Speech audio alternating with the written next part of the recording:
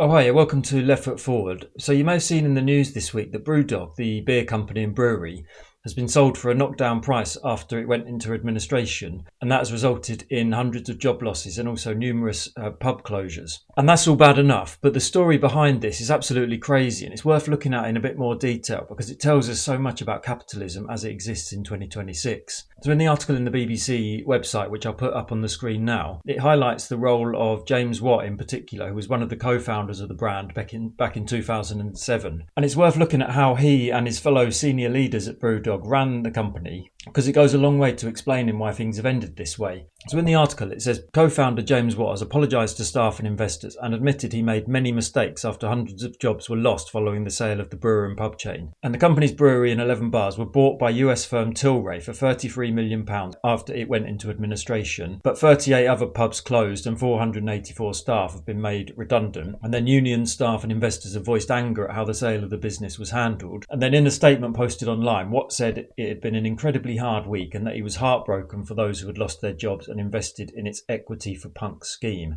And it goes on, at the height of its success, BrewDog owned 4 breweries and about 100 pubs around the globe and was said to be worth more than £1 billion. However, the company suffered years of bad headlines with staff complaints about workplace culture and allegations of inappropriate behaviour. And then Watt stood down as CEO in 2024 and co-founder Dickey left the company just over a year later. And it goes on, in his statement, which was posted on LinkedIn, Watt said he had no idea what he was doing really in the early days and that in hindsight he would have done things differently. At times we expanded too fast and diversified too broadly, he wrote. And he said he didn't control spending well enough at times and had not responded to some of the crises faced by the business in a way that was authentic. He said, during my 17 years in charge, there were highs, lows, successes, failures, huge gambles and many mistakes along the way. And ultimately the mistakes hurt far more than the successes console. And he said he would have loved to have saved every job and every equity punk investment, but ultimately I couldn't, and that will stay with me.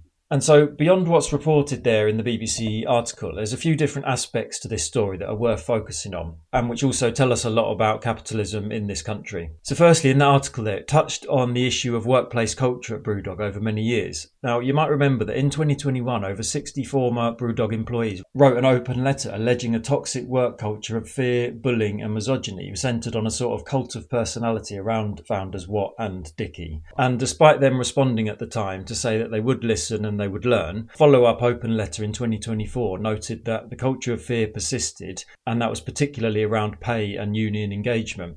And then secondly, we've had the revelation that thousands of ordinary people who invested in BrewDog over the years have now lost their money. Over the years, BrewDog, they ran a number of crowdfunding opportunities for small-scale investors to get a small stake in the company. And there were as many as 200,000 of these small-scale investors in total, and they invested around 75 million in total over the years. Quite small sums of money in most cases, but a chance for ordinary people to have a stake in what was a sort of successful and well-known company. But unfortunately, due to US equity firm TSG Consumer Partners acquiring a 22% stake in the company in 2017, they, TSG Consumer Partners, were given what was called preference shares over the small-scale investors. And so now the company's been sold off for peanuts. TSG are going to get the bulk of the money from that sale, leaving basically nothing for any of the 200,000 small-scale investors. So there was a sort of stacking of the deck against the ordinary people who were needed to expand the business over those years when it was on the rise, which is absolutely disgraceful, really. And then finally, we have to talk about Watt and Dickey themselves, because they've walked away from this absolute bin fire with a huge payoff. We saw Watt in that article there opining about how sad he is that things have ended this way. But what he doesn't mention is that he himself, along with his business partner Dickey, they received around £50 million each when they sold a portion of their shares in the company to TSG in 2017 at the height of its paper value, around £1 billion. So not only did both of them make a life-changing amount of money, Watt then stayed involved as CEO and Dickey as COO, and they proceeded to run this company into the ground, presiding over a fall from a potential value of around £1 billion to what we see this week. You could argue that, of course, this company didn't exist before Watt and Dickey created it, but I'd push back at that and say that when you run a company with over 1,000 employees and with a paper value of £1 billion, you've got a responsibility to do things in a proper way. You need to safeguard people's livelihoods and you need to think about things beyond your own wealth. And so then that circles all the way back to my earlier point about workplace culture, because these people, they evidently ran the company on a mixture of sort of hubris, greed and incompetence, which of course is a toxic combination, and that's led to where we are today. And then finally we get to the job losses 484 jobs lost this week. Small investors left out of pocket. And of course, in true BrewDog style, the way they informed their workforce and the support in place following those redundancies has been absolutely piss poor,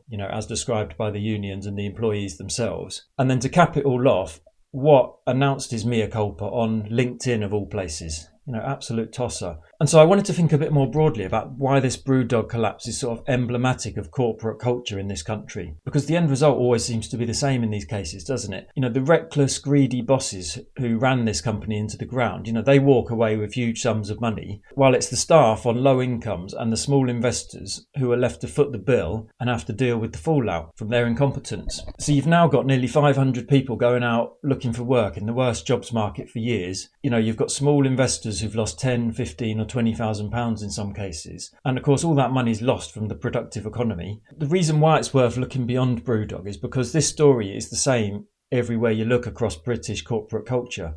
I mentioned it earlier, hubris, incompetence, greed. It's everywhere you look. Look at Thames Water, the Post Office, Carillion, Manchester United. Just a few examples of the same old story. And I could have given many more as well. So for my part, and I know that millions of others in this country want the same as well. We just want to live in a society where the people who run these large organisations do so with the appropriate level of respect, humility and responsibility, and where if you're a worker, you know that you're not going to have the rug pulled out from under you at a moment's notice. 25 minutes notice was given in this case, and then you're on the dole. Totally unacceptable. And of course, there's loads of examples of good management practice out there. Think of Timpsons or the Entertainer children's toy store. So we know it doesn't have to be like this. So in summary, we need to work together to make things better for ordinary people in this country. And we need to hold people like these chancellors to account, don't we? Solidarity to everyone at BrewDog who's affected by this. I really wish you all the best. And of course, thank you for watching, and I will see you in the next one.